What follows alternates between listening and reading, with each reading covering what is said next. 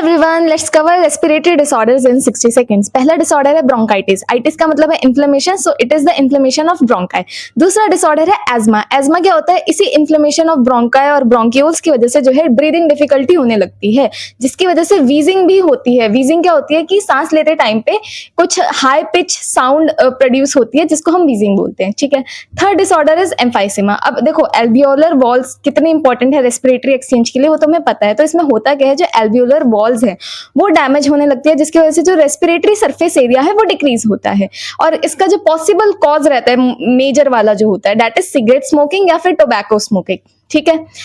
उसके अलावा हमारे पास आते हैं ऑक्यूपेशनल डिसऑर्डर्स। अब ये क्या होते हैं?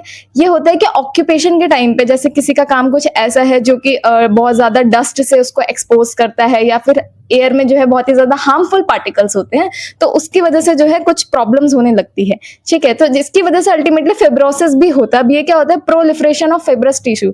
मतलब कि एक डिफेंस मैकेनिज्म का पार्ट है, जिसकी वजह से जो फाइब्रस टिश्यू होते हैं, फिब्रोब्लास्ट होते हैं, ये बहुत ज्यादा रैपिड डिवीजन शो करने लगते हैं। ठीक है। अब इसमें एग्जांपल क्या आता है? सिलिकोसिस, जो कि सिलिका की वजह से होता है, या फिर एस्बेस्टोसिस, जो कि एस्बेस्टोस की वजह से होता है।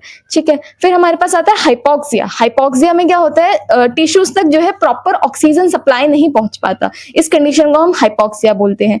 फिर होता है एस्फाइक्सिया। एस्फाइक्सिया में क्या होता है कि सफोकेशन होने लगती है, या तो due to high CO2 concentration या फिर due to low oxygen concentration. तो वो जो स्टेट ऑफ सफोकेशन होता है ड्यू टू दीज रीजंस, उसको हम बोलते हैं asphyxia. So this is for today. Thank you so much for watching.